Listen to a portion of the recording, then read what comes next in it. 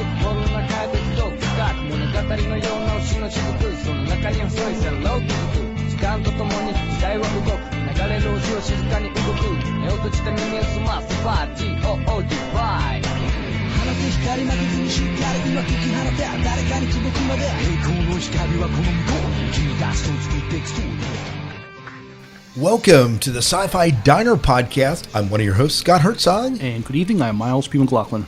And M is not with us tonight. It seems like the story of our life lately. I think we're missing our M. We are. It's kind of like missing your mojo, except not quite. We're definitely missing something. There's something. Yeah, and M's it. Yeah. So M, She was on the last show, right? You did the interview. The interview with Oh Cedar? yeah. But tonight we are missing our M. I guess the pollen is really bad right now Right. down in D.C. We can't wait to get our M back. M, and then we can boogie. You haven't seen the Sci-Fi Diner boogie yet, but you will. Oh, you will. No, you won't. You will. You will. You will. Well, anyways, welcome back to the podcast. It's great to have you joining us tonight, this afternoon, or this morning, whenever you are listening to us. And we have an exciting show in store. Really a great menu. What are some of the things that are on tap tonight for those that are coming and dining with us tonight? Well, as we were recording, this is kind of the eventful day. Today's as we're recording this is kind of significant. We're going to remember the actor who voiced the character of Admiral Epcar. It's a trap. I mean, that iconic line. Unfortunately, we have to report of his passing. Also, if you're a fan of Star Trek First Contact, well, if you know your history, this is First Contact Day. That's right. It is First Contact Day. We obviously are going to talk about what's going on in our lives as well. Mm-hmm.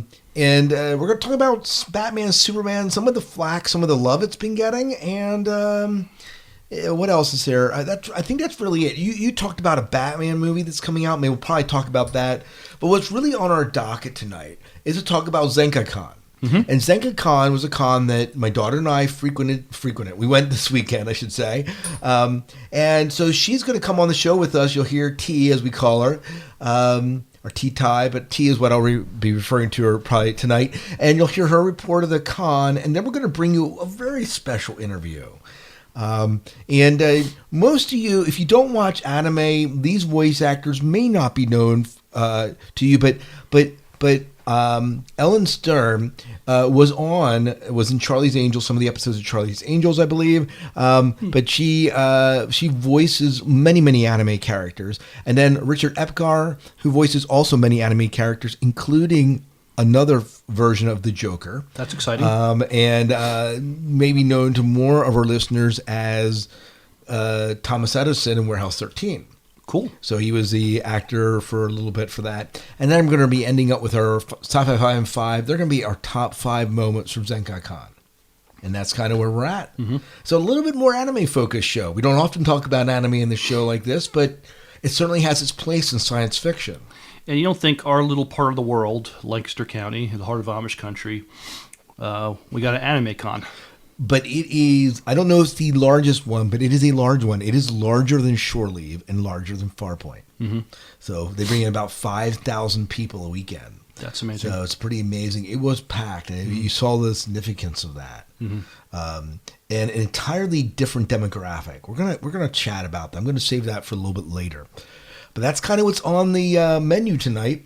So, yeah, let's talk about us. Yes. So, Miles, what in the heck are you doing? What are you watching? What's sci-fi-ish in your world? I'm still enjoying Flash and Arrow, Legends of Tomorrow. I know Legends of Tomorrow, it's not perfect, but it's fun. And I'm really enjoying the actor who plays. Now, these are all spin-off superhero characters, right? They're not yeah, Legends of Tomorrow, it's more, they took some of the secondary, tertiary characters and put them in the show, but they're all great, and but not just superheroes, but 2 villains also. Okay. Captain Cold, and I don't remember the other character's name, but some people may remember this show called Prison Break that was on Fox about 10 years ago. Oh, yeah. The two guys that played the brothers are playing the villains? The villains in this. That's awesome. And they were great actors in Prison Break. I only watched like one season of Prison Break, but they were awesome. Right. And so both of them are fantastic, but I'm really appreciating and enjoying the actor who plays Captain Cold. He's just enjoyable to watch on this. Watching Walking Dead, I'm not caught up on it yet. I realize they had their season finale. Daredevil, I have one or two more episodes to watch of that. So what do you think of season 2 of Daredevil? They managed to tell really good stories and stay true to what it was in the first season. I mean, the first season was a lot of the introductory stuff, but now, I mean, we saw Elektra, we saw the birth of the Punisher, so we even got to see he wasn't called the Kingpin in season 1, but it looks like we figured out how he gets the title, the Kingpin. Very good. So we get to see he was in one episode. We see he sort of takes over the jail. Okay. So I'm enjoying that. I'm reading a Star Trek now. Before you get there, tell me about Walking Dead. Where has Walking Dead gone? Walking Dead, it's really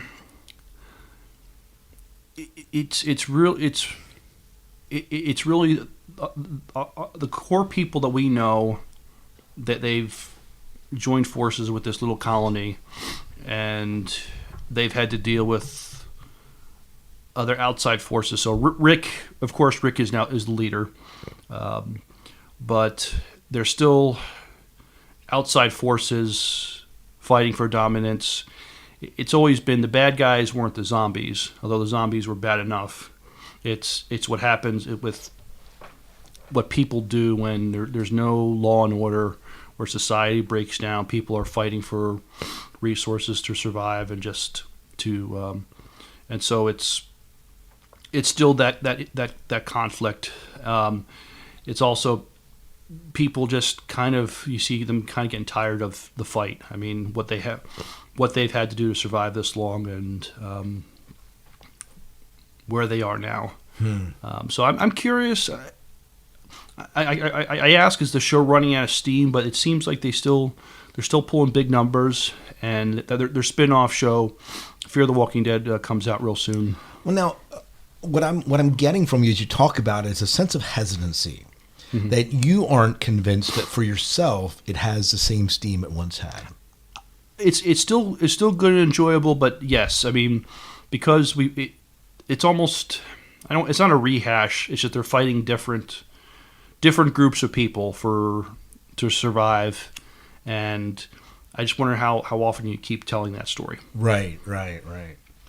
Well, you can't ask me about that because, I gave up after Herschel had his leg hacked off. I'm like, okay, I'm done with this show. I don't need this in my life. Right. So, I mean, that's been, 3-4 seasons ago. So, so I'm a bad to ask that. Anyways, you were going to tell us before I rudely interrupted you what you are reading right now. Yes, I'm reading a Star Trek novel written by Christopher Bennett.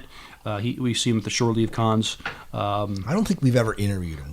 We need to tap him on the shoulder and do an interview. We ought to do that. Yeah, he's writing the Star Trek, the novels that take place in the Enterprise era. Okay. And so this one's called Rise of Federation, Live by the Code, and I'm about maybe a quarter way in. I'm enjoying that. Good. It's an enjoyable read. Oh yeah. Nice. 3 things on my list. And there might be more sci-fi stuff. Like I'm watching some superhero stuff. Right now my son's been totally into what's that DreamWorks animated dragon movie that was out? How to Tame a Dragon, or How to Tame Your Dragon? Thank you. 1 and 2, and then there's been this spin-off TV series that they did as a result of it. So I've been watching a lot of that. So I guess that plays into the fantasy a little bit. I just finished the novelization. It's novelization. There is only the novelization of it, so you can't really say that if it's the novelization, which implies there's a movie, because there's not. Right. But Brandon Sanderson's The Way of Kings.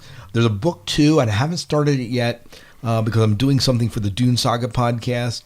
I'm reading a book for that. But Brandon Sanderson's The Way of King, a 45-hour novel. It was absolutely incredible. well developed. Didn't see how they were spinning it. Loved the way the characters built. Totally worth the read. So I'm really excited about Brandon Sanderson. Can't wait to get back into that verse. But I do have to wait until I'm finished with the Dune novel I'm reading. I'm reading The Sisterhood of Dune.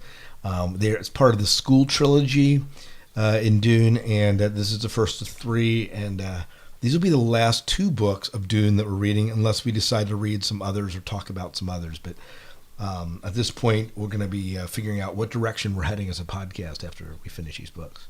So possibly another literary type podcast, like book type podcast, but we'll see.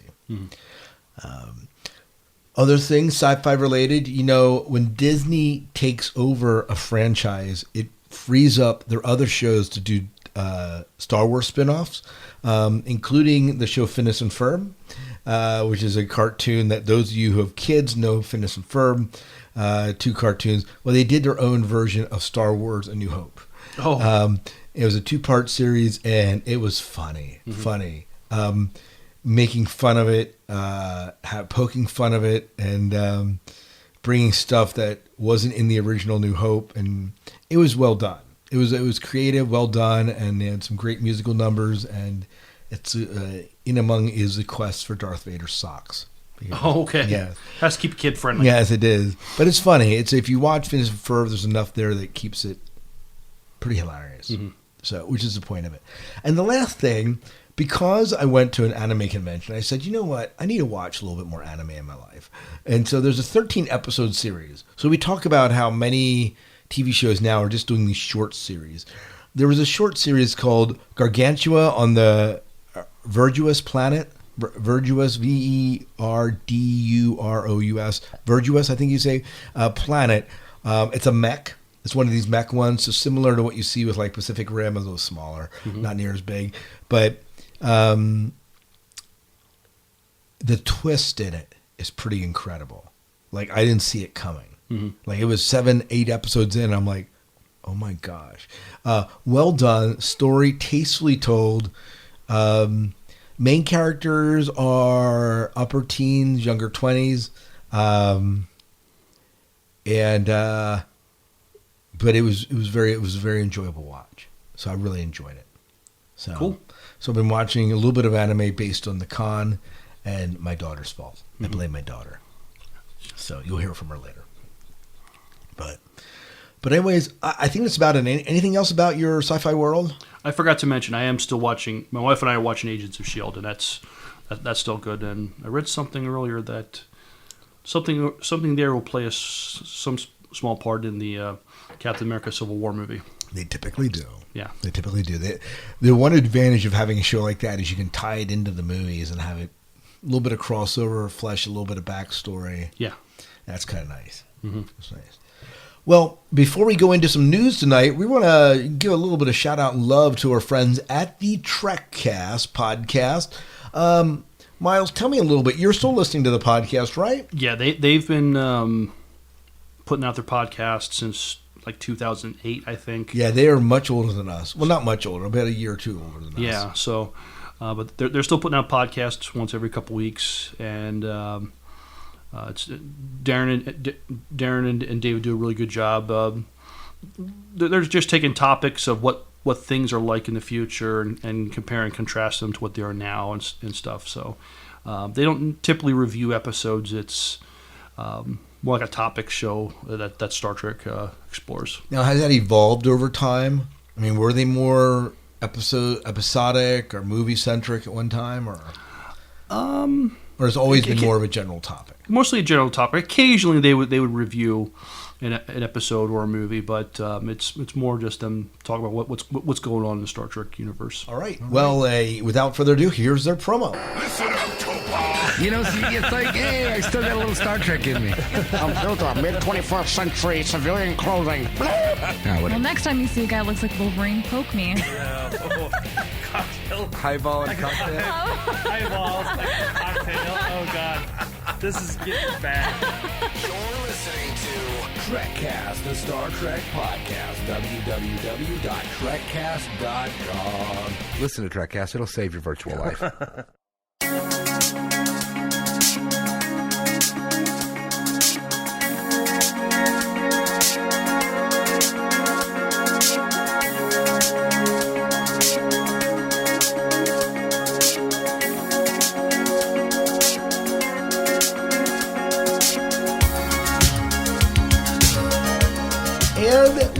are back. We want to share with you just a little bit of significant news before we go into our con report tonight.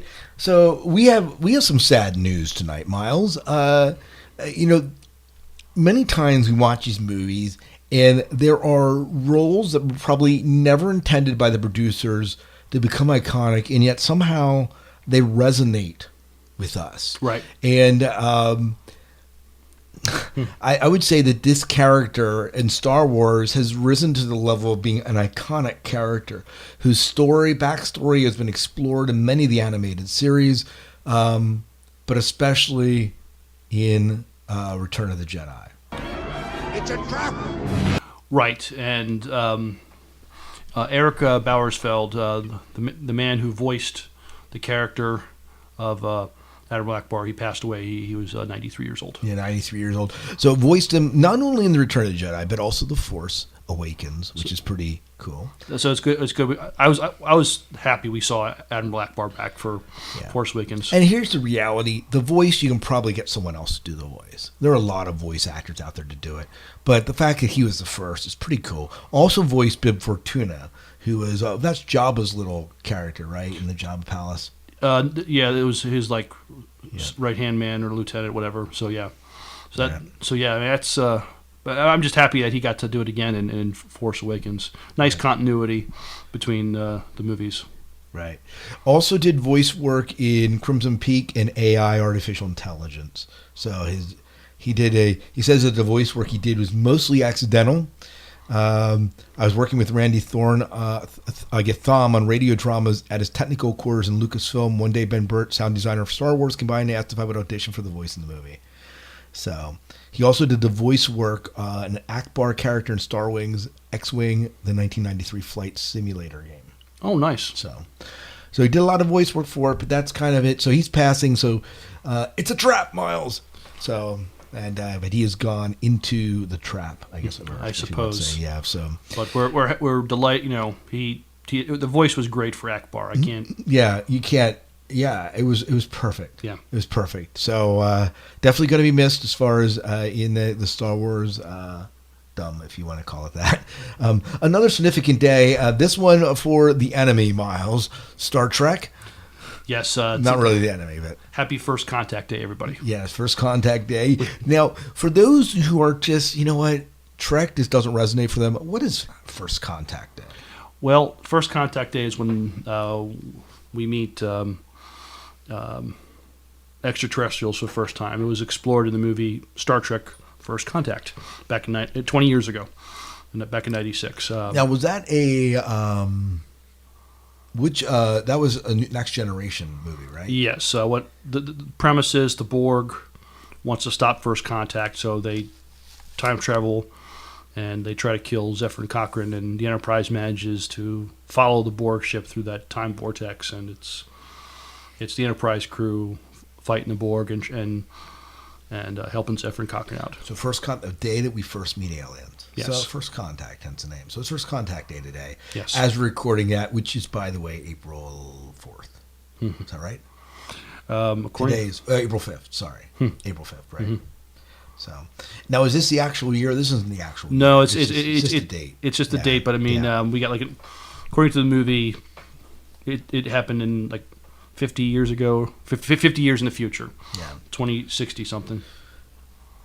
Batman versus Superman. Now, I know you haven't seen it yet. I haven't seen it either. So we come at this story talking not as people that have watched the movie and loved or hated it, but just from things that we have heard. We just want to talk just a little bit about it. I think the most significant thing, because numbers don't lie, is despite the controversy and how dark this film was and how people, whether it met their expectations or didn't meet their expectations, Batman versus Superman brought in $700 million in its first weekend open. Or at least so this is, I guess, 5-6 days it's been out. It's brought in that amount of money. And that does say something. It does. It's saying people still want to...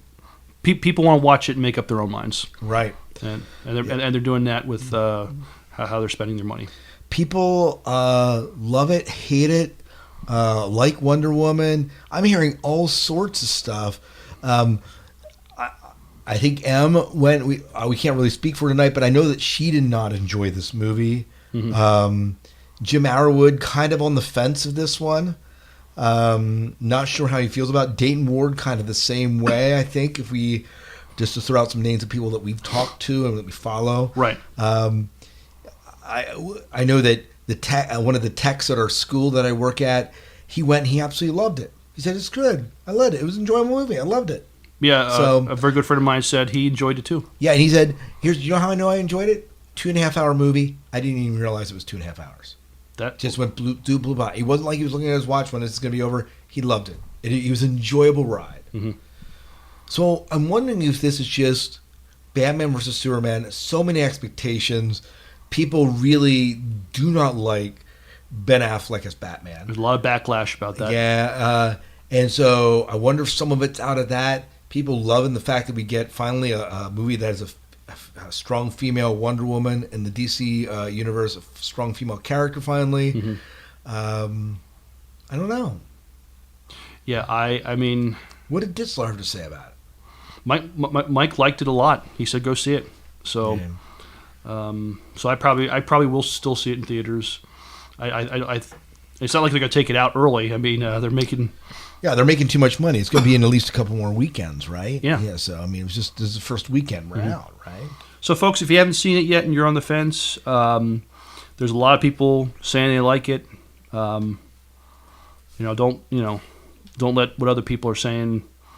Don't let the negative stuff influence you. I mean, check it out for yourself and make up your own mind. Yeah, I mean, there's no doubt that there is.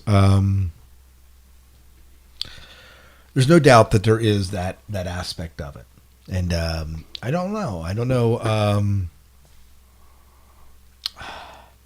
just don't know. I just don't know what I think of it. I think when I go see it, I may not be.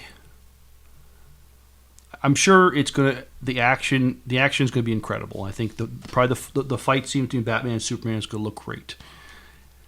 You know how well does Ben Affleck pull off the Bruce Wayne Batman character? I don't know how well is Wonder Woman written in this movie. It'll be interesting to see and see what they do with the other characters of Justice League. Yeah. Well, we did get one voicemail in. I thought I'd play it for us so we can kind of respond to it if that's cool. Oh, is that cool with you? Very cool. All right, so let me go ahead and cue that up, and we'll talk about it on the flip side. Hi there, this is Half and Half. I wonder what your opinions are on the recent comic book related TV shows from DC and Marvel, as well as the Supernatural related shows being listed as sci-fi in television browsers, in booklets, and also online. Do you think that these shows should have their own genre, or do you feel it appropriate and comfortable having them listed as sci-fi? Thanks. Take care. Well, thank you so much for calling in. Let's talk about his question. Yeah. Do you think that the supernatural and the superhero shows should be thrown into the science fiction category? That's a tough question. I mean, it's definitely kind of almost a subgenre, I guess, of science fiction. I mean, the whole comic book superhero thing, but you're still exploring a lot of the same things in science fiction, exploring the human condition, sometimes on a grander scale. But we talked about what is sci-fi and. Remember we had that long conversation with Keith about that? Yeah. What is science fiction? And,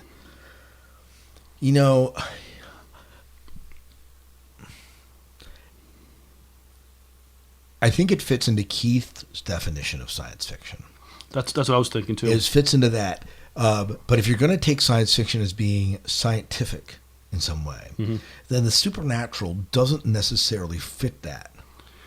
And maybe about half your superheroes also don't fit that.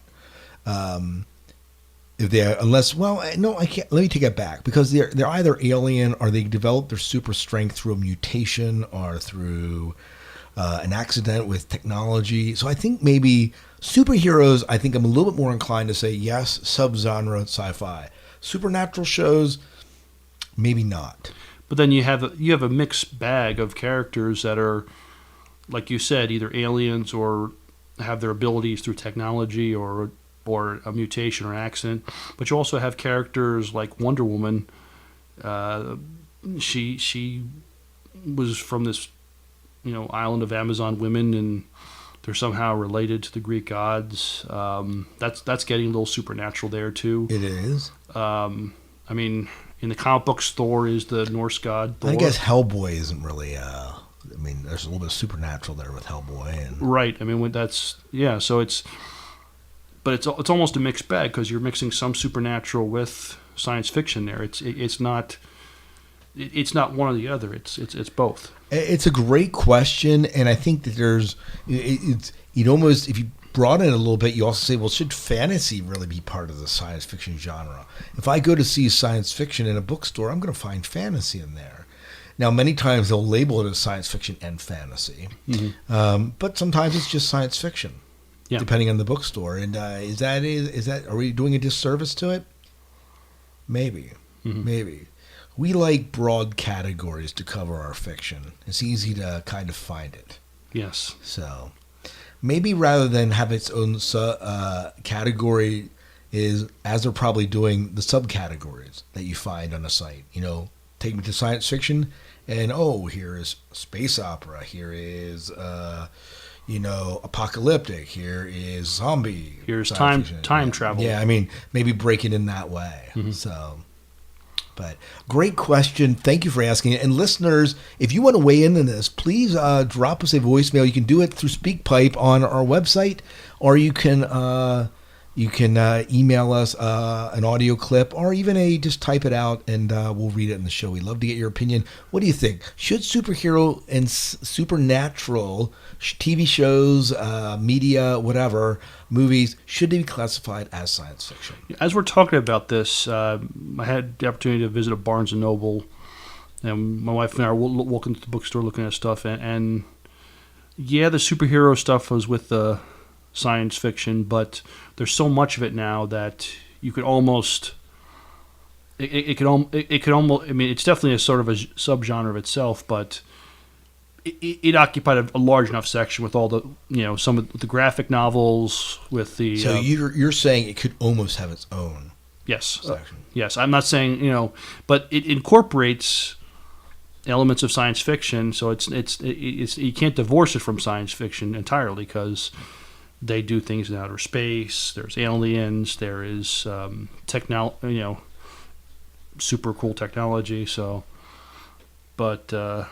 I'll tell you what, though, at this Barnes & Noble, I mean, there was, like I said, a huge section just devoted to the superhero comic book genre material. Awesome. Very good. Well, again, let us know your thoughts. Well, before we go into our con report about ZenkaCon, let's talk real quickly about the Gatecast. Gatecast are people that we've known for years. They've been podcasting a long time as well. And they're basically a show that reviews all sorts of Stargate episodes. And are they still doing Stargate episodes, or they moved on? They are reviewing Stargate Atlantis, the last season right now. And so they still have the Stargate movies, Arc of Truth and Continuum. Did they do Universe yet? They have not done Universe yet. So they have another bunch of seasons to go. So they got probably a couple more years left of material. Yeah, so if they want to do it, they will continue to do it. So Mike and Alan do a real good job. Yeah, they do. They're from across the pond, so we get some European sensibility about it. But it's a fun podcast. I've been listening to it a long time. If you're a Stargate fan, you got to check out their podcast. Absolutely. And here's a promo for their show. The myths of 1,000 worlds tell of a time when darkness enveloped the galaxy, an age before the coming of the fifth race. Tales and legends of gods that could crush worlds but with a gesture, and vast armies to enslave the free peoples of our realms. Armies whose existence spanned hundreds of generations, yet long gone. And we ask ourselves, what if these myths have a kernel of truth? One thing is known, those who now claim to be descended from the fifth race are not eager to look back into the darkness, but events have conspired against them as long lost worlds outside of the gate systems have been discovered. The first artifacts and data have been studied, and now is the time for the true story to be told. These are the people of the fifth race, before they became saviours of the galaxy. Watch, listen and comprehend, then spread the lessons we learned from the people of the Earth and its Stargate Command. Engage the translation matrix. Matrix ready. Input search phrase. Gatecast, a Stargate podcast. Gatecast implemented. Translation and interpretation engaged for Stargate archives. Audio format. Enhance, please. Gatecast additional data located. Gatecast.co.uk. Also under the headings Facebook, Google+, Twitter and iTunes. Gatecast, by fans, for fans. Stargate forever.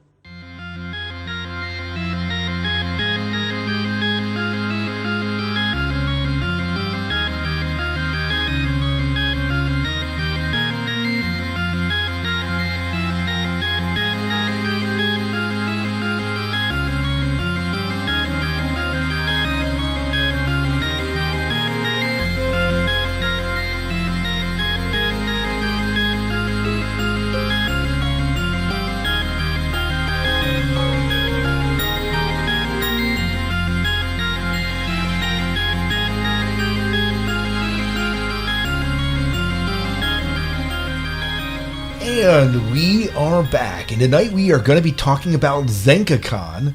Now, for those of you that don't know, what is ZenkaCon? Well, ZenkaCon is like a convention for where people come and do animated. Yeah, so it's for anime, right? Mm-hmm. So the voice that you're hearing speak, by the way, because I just dropped you in here and didn't really introduce you. Well, we did mention you were going to be on the show. Is my daughter T. So welcome to the show, T. Thank you. Hi. Yep. So T has been to some conventions, but this is the first real convention that she went actually as press.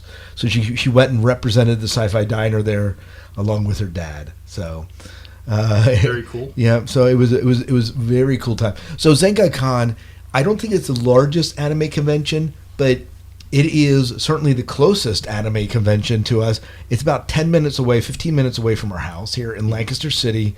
Lancaster City, not a huge city by any means, certainly no Philadelphia, Baltimore, Harrisburg, but a significant sized city with a lot to do. And this con is pretty big for the area. Well, you told me the numbers that it attracted. Yeah, so. I mean, so we go to Farpoint, we go to Shore Leave, and Shore Leave I think brings maybe 1,000 people that weekend. No, I think about 1,500 maybe, and then 1,500. Farpoint's about 600-800. So right. Small cons, right? Right. This con brings in 5,000. That's so we're talking like 3-4 times the number of people that come to this convention, and it's an interesting demographic we're going to talk about. So, but it's this anime convention takes place the first weekend in April. This is their 10th year, so it was their 10-year anniversary, and they had someone that we interviewed there, Miles. I heard. Yes, that's pretty cool. Yeah, so Vic, right? Mm-hmm. From Star Trek Continues. Say his last name for me because I mess it up. He made fun of this too. Remember, he was talking about no one can pronounce his last name. Go ahead. I'm going to take a stab at it. So Vic's last name is Minana. Minana. Yeah, well, good luck because I can't get it.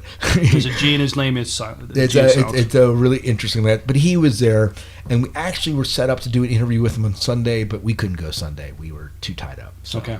But we did interview Richard Epcar and Ellyn Stern, or Ellyn Stern. I think it's Ellyn Stern. So these two we interviewed, and we'll be talking about that a little bit later on. So, T, this question is for you. So we get out of the car and we walk up to the convention store, the doors. By the way, this convention takes place at the Marriott Hotel in Lancaster at the convention center. So we walk in, first impressions. I would say I was like, whoa, my mind blowed. I was like, okay, what blew your mind? The dressings. Yeah. So, well, meaning like how people so what we call the cosplay, right? The costumes. You don't say costumes, by the way. It's cosplay, right? Yes. So they're pretending. But the cosplay. So the moment you walk in, there's cosplay everywhere. Mm-hmm. Now, Miles, when we go to Shore Leave and we go to Farpoint, there's cosplay. Absolutely. Right. Yeah. But when you compare it to this convention, there's not really cosplay. There's a few people doing cosplay. But here, there are lots of people doing cosplay. Mm-hmm. In fact, I bet more than half the people here are cosplayers. Mm-hmm.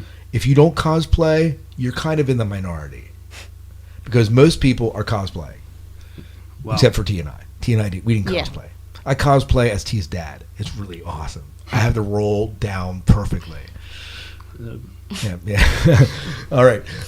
So we walk in, and it's like, whoa, there's cosplay everywhere, right? And the demographic also very different than Shore Leave or Farpoint.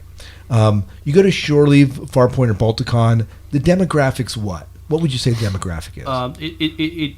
You have people, our age and older, and then families, people, with small children. I've seen. Right. So I would say like 20s, 30s, maybe the young age, and then 40s or 50s. Probably, is what we're looking at. ZenkaCon, what would you say the average age of people were at ZenkaCon? We saw kids like around Kiefer's age. Yep. So 30 and under? Yeah, definitely 30 and under. Mm-hmm. There were some that were older. But not many though. Me, I was older. But most people, predominantly, we're talking about late teens, early 20s, maybe a little bit younger teens, whole different vibe. Okay. Now it had the feel of a convention, same vibe, same type of activities, but definitely a different demographic it was hitting. So when we got there, we got our press passes. By the way, I do want to say this. I was going to say this to the end, but props to ZenkaCon. They were one of the most organized cons I've ever been to. Okay, very good. In fact, they're up there on the way they arranged interviews and the way they lined everything up and how organized they were. It was great. So, like when we go, and this is not knocking Shore Leave or Farpoint, but when you go to Shore Leave, you wait in a line to get your press badge. When you go to Farpoint, same time. There's typically not much of a line at Farpoint, but when you go to these cons, you kind of wait in line. They had us waive the line, and we walked right up, got our press passes, and left. And they had interviews lined up, and you had this amount of time. Now, it was kind of a collaborative interview. There were like 3 podcasts there. We were one of them. And so we got 10 minutes. So that was similar to what Farpoint does. Right. But it was very nicely done. Very well organized. Yeah, very well organized. So what is the first thing? We got our press passes. What's the first thing that we did? First thing we did, we got on our little press pass. Yep. And I have one here hanging. We walked around and saw some sights. Yeah, some sights. What do you mean by some sights? Well, like, I don't know, adults, dressed in inappropriate. Yeah, so there were there was a lot of great, tasteful cosplay there. Yes.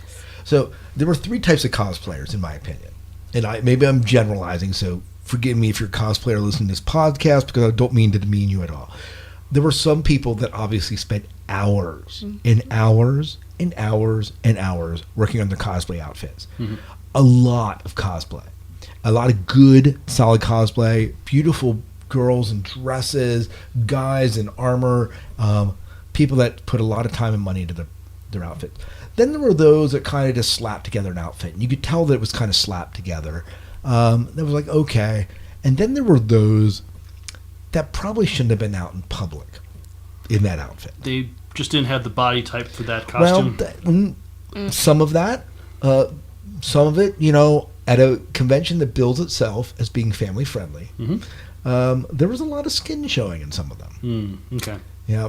Now, like we talked about, just like Farpoint and Shore Leave, there is certainly this adult component to anime, and you see that no one under 18 can look at this or can go to this session. They had that there, but this was a definitely a. Taisha was like, "Daddy, don't look. Dad, keep your eyes forward. Dad, don't look. Don't look." I mean, she was doing this like throughout the day, because there were some that were just like, "Well, I wouldn't be walking around that. If you were my daughter, you would not be going out that way," that sort of thing. Right. Then again, maybe they don't live with their parents anymore, so whatever. But anyways, so we walk around. It's 4 floors, by the way, of shops and everything. The convention center, of rooms, of people talking everything from cartoons of the 80s and 90s. You would have liked that one. I would have, yeah. And all the way to Full Metal Alchemist and other panels. So the typical thing with panels that people are presenting at. We ended up at karaoke. Was our first session we went to. Now they started karaoke at 10. Now this is not Farpoint karaoke. All right. Are you saying 10 in the morning? 10 in the morning. 10 in the Okay. morning. So this is not Farpoint. This is actually karaoke where you're trying out for a contest. Okay, it's a competition. It's a competition. At 5 o'clock in the afternoon, we didn't stay for that. But there was a competition, and so throughout the day, you got to try out. Tell us a little bit about the karaoke. It was nice. It was amazing to hear people singing in Japanese and the shows that you watch. Yeah. So basically, if you wanted to sing karaoke, you had a couple options. All right. Okay. You could either bring your own stuff, do your own thing, or Japanese show, Japanese drama, Japanese anime, or Japanese, what they call J-pop, Japanese pop. Mm-hmm. Sorry, T, no K-pop. I know. She was very saddened, right? Yes. Yeah, she was very saddened by it. Because one of the things you need to know about Taisha is she loves Korean pop music, right? Mm-hmm. You've been into that for years. Yeah, 2012, right? I think. Yeah, 2012 we got in. So what's your favorite K-pop band? Big Bang, BTS. Big Bang, yeah, BTS, some of them. So there was some of that representation there, but nothing for the karaoke. Now, these people who got up there, they could sing. Mm-hmm. They could sing. This is not your bar karaoke where people are just trying to have fun. This is serious karaoke. Okay. You don't mess with this karaoke, Miles.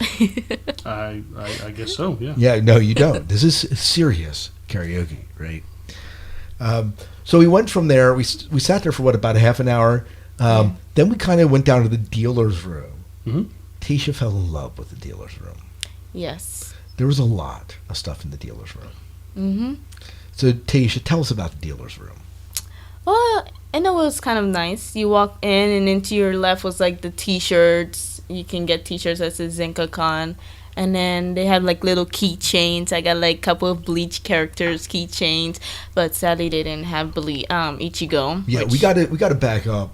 So Tisha, your favorite anime is Bleach, right? Mm-hmm. Hands down. Now you watch some others. There's a basketball one you've been watching, You and I, and there's some others that you've been into over the time. Mm-hmm. Sword Art Online was one I watched. I didn't watch that with you though. I watched a little bit with you guys, and I got mostly bored. with Kiefer, we watched that. And there were some other, like, most romantic comedies. You tend to gravitate to that. But we were on a quest to find Ichigo from Bleach. Ichigo. And Ichigo is the main character in Bleach. Would you believe it? They had almost every single character but Ichigo. So, and by the way, just so you know, in case you care, Miles, which I know you don't, but if you... Was it sold out? I mean... No. So, you can get every character about Bleach. These keychains run about $6-7. Mm-hmm. You can find them online for about $6-7. So the convention wasn't scalping it or anything. I mean, it was about the average price, except for Ichigo. Guess how much the Ichigo keychain goes for? $20. $20. Mm. So main character, $20. Mm-hmm. Yep. So we didn't get an Ichigo keychain. We searched and searched. We saw shirts. We saw shirts, yeah. But they were too large. Yeah, so we couldn't find our size. But it was just fun to see all the different goods. You could have bought like Japanese food, candy, chopsticks. So there was some cultural stuff. The sword people that come to shore leave, they were there. Oh, awesome. Yeah, so they had all their swords lined up. It also catered toward artisans, people that were drawing and selling their own wares. So it wasn't just vendors, it was people that were actually doing their own anime or drawing their own representations of anime. It was really nicely laid out and a lot of space. Mm-hmm. A lot of space. It didn't feel crowded. It was crowded at times because there were a lot of people, but it didn't feel crowded. The stands were on top of each other. I was going to say, I mean, the Marriott Convention Center compared to like the hotels down in Maryland that we go to. Yeah, it's just bigger. I mean, I was going to say, from that place, it is huge. It is huge. So, nice job. We need to convince Shore Leave to move up here. I'm just kidding. That would be awesome. That would be. But anyways, dealer's room. And then we went to do the interview. Now, similar to what we did with Farpoint this year, we did go up to its own room. And we had about 10 minutes with Richard Epcar and Ellyn Stern. And we'll talk about them in a little bit. But this was your very first interview, T-Tai. Mm-hmm. Yeah. How did you feel about it? I was nervous because I'm not a public speaker. I'm not well with when I'm out in public speaking to people I don't know. Right. But so a little bit nervous. I'm going to tell you what though, she knew more about the anime that these guys did than I did. You know, she knew a lot about them. One played, so talking about Bleach, one played, Richard played the voice of the sword. And then the other one played Ichigo's mom. And so they're husband and wife, and they kind of got into voice acting together. Mm-hmm. Yeah, so it's kind of their story you're going to hear, and we'll talk about in a little bit. But it was very nice, very nice. We have about 10 minutes, and the podcasters were very nice that we worked with, and it was well done. Well done. So would you say there are people from all over? I mean, you said it's like 5,000 people doing this thing, so. Not just Lancaster. We were bringing people from, I bet from the tri-state area, maybe New York, from, I guess it's part of the tri-state area, but Pittsburgh and so on, DC. Yeah, there was someone who was like farther away, and he came on Saturday, just the perfect day to come and meet Richard. And yeah, there was people traveled, like we had podcasters traveling hours away just to meet these guys. Mm-hmm. So, yeah. So we did the interview, very good interview, and then we went down and sat on the voice actors panel. I think we went to the dealer's room for a little bit, and then we went to the voice actors panel, where Vic and Richard Epcar, Ellyn, and I forget the other guy's name. Yeah, I have the book here. Let me get the book. The other guy that was on that voice actors panel. Let me see here. The Zenka Khan book. I'm totally prepared. Dante Basco is the guy's name, and he has done stuff like the American Dragon, did his Avatar Last Airbender as Prince Zuko, so he was like the main character in that one. So he was big. He also was in Fresh Prince of Bel-Air. So you would know that, Miles. Probably not, but that's okay. Oh yeah, well I didn't watch much of it, but I'm familiar with the show certainly. But so we sat there, and they had them reading like scenes from Star Wars and Shakespeare. Star Wars and Shakespeare. Yeah, there's a Shakespearean version of A New Hope. Interesting. Yeah, so that book they had him actually reading, and he couldn't do it, and Vic was having the time of his life with it. We did get a chance to hear Vic speak, and that was very cool as well. So just to hear some of his stories. It was a great area. It was a great con. What were some of your favorite cosplays? Because it's a cosplay con. Let's get this straight. If you're going to go there and you want to cosplay, it's a con to do it at. Go ahead. I don't know. I would probably go with the Bleach characters. I mean, I've been watching Bleach. So anytime like, ooh, look, ooh, that's his mentor. Ooh, yeah. Yeah, there's Ichigo. You know, and she was into some really nice cosplay. Some great place to get photos. People are taking photos on the courthouse steps. Outside the square, people are getting photos. Lancaster, if you've never been to Lancaster City and you want to come to a con here, plenty of places to eat. Tons of restaurants downtown. Downtown's been kind of revitalized over the years, and it's a beautiful place to eat. So cool. You have to pay to park, so that's a little bit different. Yeah. But, it wasn't too bad. Actually, I think if you parked at the Marriott, you could have gotten a parking pass for like $6, which isn't bad.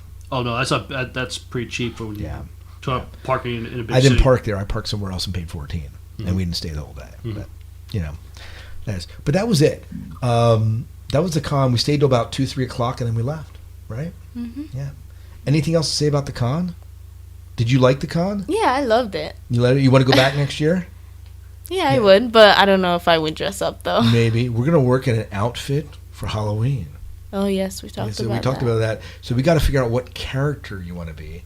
And I found that one of my students was telling me the perfect place online to buy wigs. So cheap wigs, and so we can get anime wigs. That's work. So we got to do that. But anyways, in a nutshell, ZenkaCon, how do I rate it? 5 stars out of 5 stars. It was a great con. The people were friendly. They were helpful when you asked questions, like all the people there.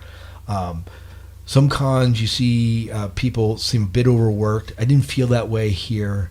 And people just a real nice con. If you ask people if you could take their photo, people were very friendly. Said yes, sure, I'll pose for a photo. And very nice. Some great photos, and I'll post some in this post in this podcast as well, so you can kind of see it. Well organized con. That's important too. Yeah. So I loved it. Can't say enough good things about this con. Yeah. Well, we're going to go into this interview. Yeah, we did. So we interviewed Richard Epcar and Ellyn Stern.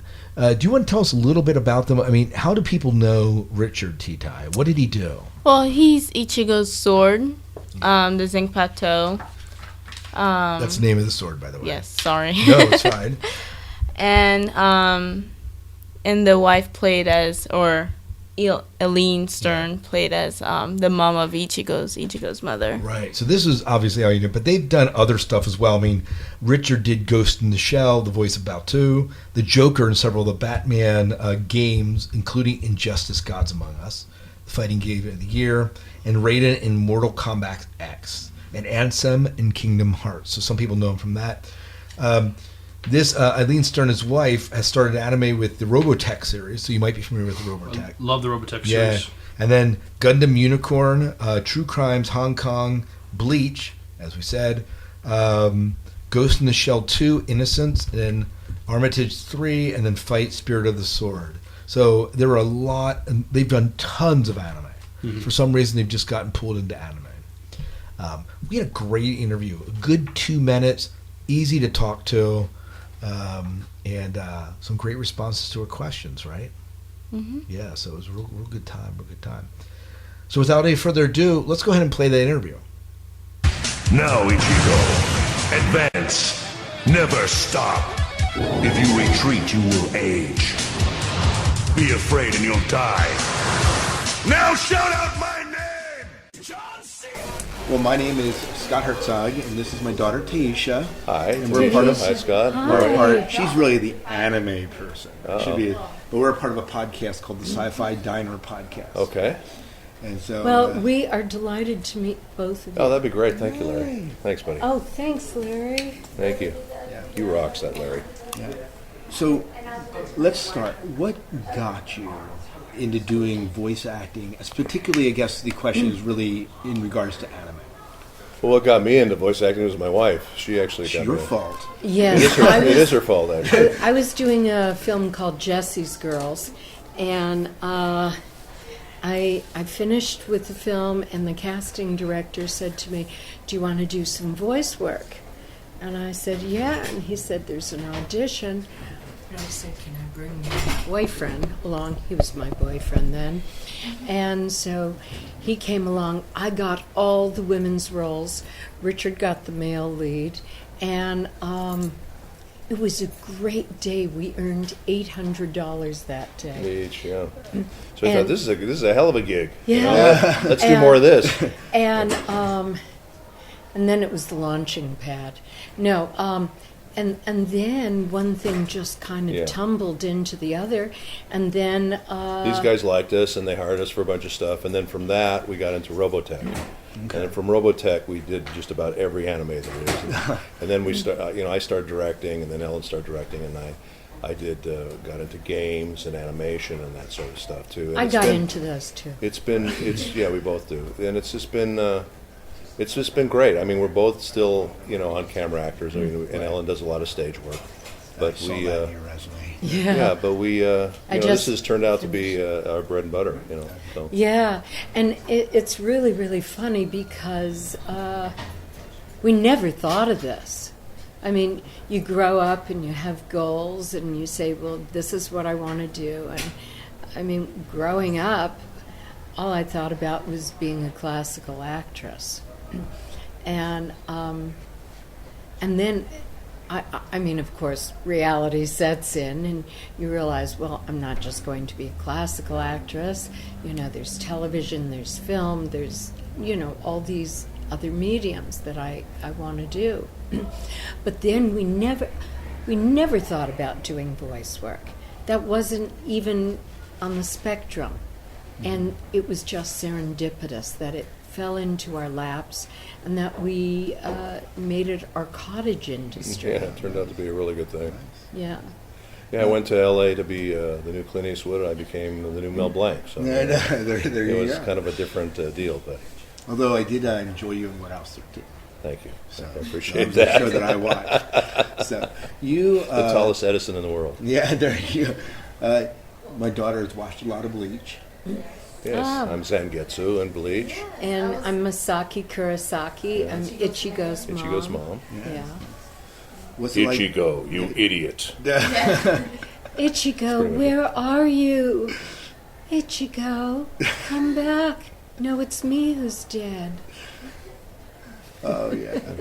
So why the sword? Why the voice of the sword? And why am I the voice of the sword, or why? I mean, why does the sword have a voice? Yeah, or, I think maybe well, that's those are things you have to ask the creators of the show, because Right. We do a lot of different stuff, and when we do anime's already created in Japan, so we're basically just replacing the Japanese dialogue with English dialogue. And what they do is they call us in, and many times we have. Well, most of the time we have no idea what we're going to do until we go in there, and they go, "Okay, you're the sword." Okay. I mean, like in what was it that I played a piece of shrimp? I'm so glad you said shrimp. Or what was that? Bobo? That was Bobo Bobo. Oh yeah. Bobo. I mean, it's like in Bobo, I played a piece of shrimp on a conveyor belt. Or I played two squirrels in his head. I mean, it's like, what preparation do you do? I trained classically to be a shrimp. Actually, I put cocktail sauce on her shoulders. Right, feel like a shrimp. But we have no idea many times what we're going to do when we go in and do it. So it's that spontaneous. It's that spontaneous. They go in, we look at the picture, and we roll one or two times to find a voice, and we have to be that quick, and we have to be that good. And you have to develop that character that immediately, instantly. It's unlike, if you do film or television or stage, you get an opportunity to rehearse and see the script and work on it.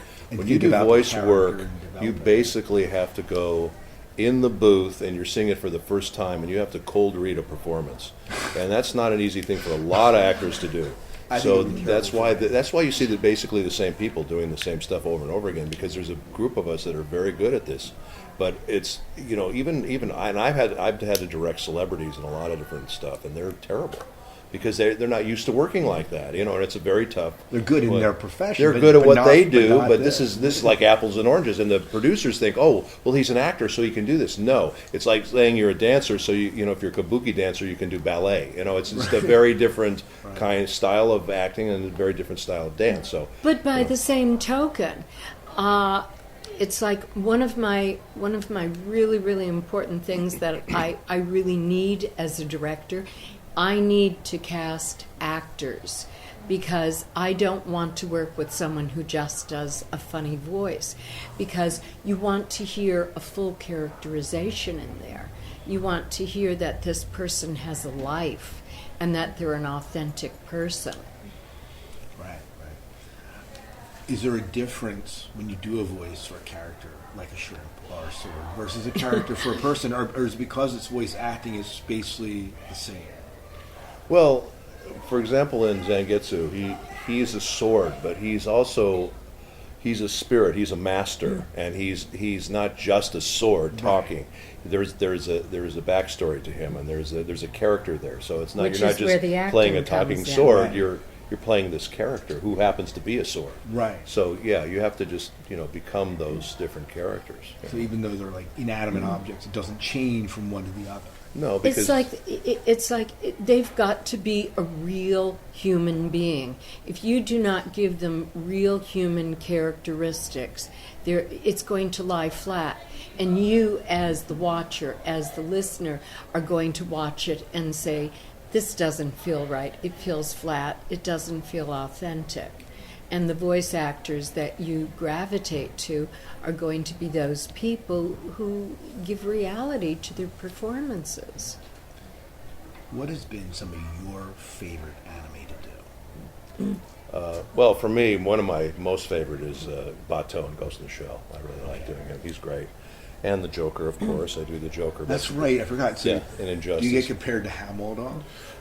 I do. I get compared to all of them. But, the thing with doing something iconic like that is that, those are characters that are going to live on forever. And even when Mark and I are gone, there's going to be other actors playing those characters. As you can see, even in my lifetime, there's been 15 different people who have Right. played that character. So, I mean, you know, it's just something that you have to put your own spin on, just like there's been 7 James Bonds, you know, and every one Right, of them exactly. does it the way they make it 11 their own, Roger. you know, and they all do a good job. Now, personally, I still like Sean Connery the best, but you know, Right. you know, We all have our everybody favorites, has to right? bring it to themselves and make it. And no one is doing, you know, trying to do Sean Connery playing James Bond. They're being James Bond. You know what I'm saying? And that's the way I do the Joker. I'm not trying to be Mark Hamill. I'm not trying to be Heath Ledger or any of those guys. I'm just trying to do that. And Ansem and Kingdom Hearts, of course, is a big one that I do. And the other big one is Raiden in Mortal Kombat. So those are like my 4 big ones that I really like doing. How about you? Well, one of the characters I did this last year was a movie I did with Martin Sheen and Matthew Modine called Wrinkles, and it's a beautiful, beautiful film. I'm sure you haven't seen it, but It's not anime though. well, it is animated. It's animated. Yes, it's just not. It's not anime. I love doing that. You just did Gundam Unicorn. That's Yeah, it. Gundam Unicorn. I play Martha Fisk Carbine. I'm the villainess of the piece, and I love doing that because it went on for 5 years. And I love the character. She was dark, and she was just a lot of evil, fun. you could say. She was very, very evil. Typecasting. I like doing excuse me. I like doing Ghost in the Shell. I played Haraway in Ghost in the Shell. I love doing Bleach. Let me see, who else? We pretty much love anything we're hired to do. You know, Yeah, we go in and a we job, do, right. we do our best work at whatever it is. You know, we try to do our What best. what I really love doing, something Richard and I just finished co-directing, is Lupin the Third, the Yes. new Blue Jacket series, and I do a bunch of new characters in there. And Richard reprises his role of Jigen, which is what he did 12 years ago. And I directed the original Red Thread series. So anyhow, Well, thank you for sitting down with us. Yeah, There are of other course. people that want to jump in here. Well, I don't we're want to take so up all the happy time. to have talked. Thank you. I'm glad Pleasure we had a meeting chance you. to meet you both. Pleasure meeting Did you. your daughter get you into the anime? Yes, mostly. So.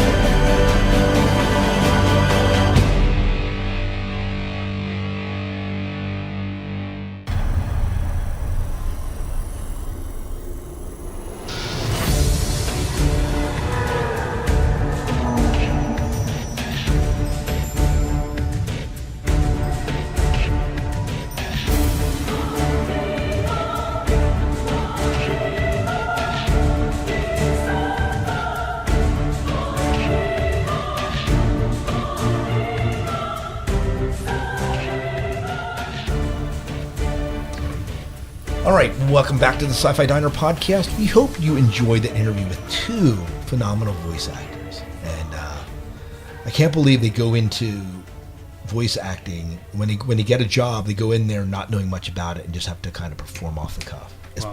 pretty phenomenal. M could probably do that. If anyone could do it, M could do it. I'd be interested in her perspective in this. Yeah. So M, let us know what you thought of the interview. You would have loved to be there, by the way, M. We got to bring you up. You know, we have a bed and breakfast you can stay at. You know, Just saying. just saying. You know, no excuse. We want to give you our top 5 moments, our Sci-Fi 5 and 5. We haven't done this in a while, but we have a Sci-Fi 5 and 5 that we do at the end of the show, and these are our top 5 moments from ZenkaCon. From ZenkaCon. And so here's what we're going to do. I'm going to start at number 5. We're going to work our way up to number 1. And they aren't in really any order here, but let's talk about the dealer's room. We mentioned that earlier. Dealer's room, phenomenal. Anything you want in anime, and I mean anything, Miles, including the little figurines, to comic books, to the novels, to movies, to t-shirts, to swords, to artwork, to representation, to cosplay materials. you can get it at this anime con. I may have to go to that next year for some Robotech or Star Blazers. Oh yeah, because they obviously fit into the anime universe, Yep. right? Mhm. So very cool, very cool. So that the dealer room, big plus for this con. That comes in at our number 5. Our number 4 has to be the karaoke, and seeing the people sing. Let me tell us about the first girl that sang, or the second girl that sang. She was amazing. She was singing. I forgot what anime show it was. She was singing, but she was singing like a mouse. Like the way she went up high. I mean, a couple times it was a little bit too high for her, but Yeah, some of these voices when you listen to like the anime shows, they're high pitched. They're pretty high. She hit it. Yeah, she was awesome, and she did it from memory. She had this show memorized. Wow, that's the lady before was reading the text, and she was awesome too. Yeah, she was one of the But this ones. second lady, sorry, it was very. I can't believe it. I was impressed. devotion. When I think of karaoke, I do not think of what they were doing. This was like American Idol karaoke, just so you know. Mhm. So without the outtakes. So number 3. Meeting Ichigo's sword. Tell us about that. That was, of course, Richard Epcar. You were a highlight for you. yes. When I met him, I was like, why the sword? Like, why? I just didn't get having a play for a sword. You know what I mean? He did the voice of the sword for you, didn't he? Yes. A little bit. And I was like, whoa. It was kind of weird. It kind of felt like I was like in the... One of the weirdest things you thought was also with Vic and some of the others, when you heard their voices and you realized, oh wait, yeah, that's the voice of this character, right? Yeah. That was and it kind kind of of felt like live too. It was like amazing. Yeah, it's weird because when you see him in anime, you don't picture the people behind them. You kind of get sunk into that character. So that was kind of cool. We ran on to, this is actually outside the convention center. This is our number 2 because of Taisha's love with Bleach. By the way, T's real name is Taisha, by the way. Because of her love with Bleach, we ran into who outside the convention? Ichigo's sword. Well, now wait, let me repeat that. Yeah. Not Richard, but like the guy cosplaying as cosplaying Ichigo, and he had the sword, and he got the sword, a wooden sword, signed by Richard Epcar. Yeah. Oh, that would be, if you're a fan of that you'd be tickled to have that. Oh yeah, it's like getting a phaser signed by Shatner or something. Exactly. It's that same sort of feel. Yeah. So that was very cool. Yeah, it was kind of scary because it was like first you listen to Richard speaking of that cosplay voice, and then you meet the guy who's dressed up as... And this guy had long hair. Like Ichigo, when you first meet Ichigo in the show, has really short hair. But as the show goes on, he gets really long hair at one point. Is that right? That's Ichigo's sword. Yeah. Yes. Yes. Yes. So, very good. And our number 1 has to be the cosplay. I can't tell you how many awesome costumes that we saw there. And it wasn't just anime. It was an anime convention, but I saw Deadpool walking around. I saw Wolverine. I saw a lot of Star Wars. There was a Spider-Man. Wonder Woman, I think. Wonder Woman. There was a Link. People are familiar with Link from, come on, I can't believe it. Legends of Zelda. The Legends of Zelda series. So a lot of cosplay running around from that. Tisha's into this basketball show right now in anime. There are a lot of basketball players. People dressed up as the basketball players from the show, which, by the way, would not be a hard cosplay to do because of that. Some of the dresses were a little bit more complex, but it was really an awesome con. So these are our 5 highlights, and we loved every minute. We want to go back next year. Yeah. So very good. I think that's it. Thank you, Taisha, for coming on and chatting about ZengaCon a little bit. I know you were kind of nervous to do this. Yes. But you see that Miles and I, all we do is just kind of talk a little bit. It's not a real big deal. We just kind of chat. We just run our mouths. Yeah, we don't know when to shut up. It's pretty true. But it was very good, very good. Well, thank you for joining us tonight. You're welcome. So, all right. Well, I think that's about does it for our show tonight. I think it does too. It was a good show, and ZengaCon, again, can't say enough good things about it. Did you have any questions as a con goer about the con? No, I think you pretty much answered it. It's just similar vibe to the ones we've been to. It's just obviously this was specializing in anime. Yeah, again, focus on anime, voice acting. If you're into voice acting, this is a con for you. Not just anime, but a predominant portion of it was focused on the anime, and it was really well done, really well run. So 10 years under the belt, they have to be doing something right. Their stories of talking in a small, like a couple hundred people in a banquet hall was kind of the first anime convention, and then it's slowly going from there. So they've grown over the years. So 10 years of doing an anime con, and they've certainly learned a lot over the years, that's for sure. Impressed by them. I actually registered to go as press late in the game. We just didn't. I didn't think about it, and I forgot it was coming up. And one of my students at school said, "Hey, ZenkaCon." I'm like, "Oh yeah, well maybe I should try to go to that." And they were great. They were great to talk to, and very nice people. Very nice people. So can't say enough. Good things about them. So. I'm glad you and your daughter had a good time, a good experience there. Yeah. Well, Sci-Fi Diner Podcast, if you haven't done so, please check out our website. You can find out a little bit more about us there. Obviously, visit us on our Facebook page. There's a lot of news and stuff that we don't even talk about in the show that go there. We have a couple people moderating that help us with the Sci-Fi Diner Podcast and posting there. And we have a Twitter, Sci-Fi Diner, that you can also hit. We basically post shows there. Some stories get retweeted there and so on. But Facebook is the big place that we talk. Yes, Facebook. We use Facebook most. Yeah, so I believe that's about it. All right, well, till next time, good night and good luck. We will see you.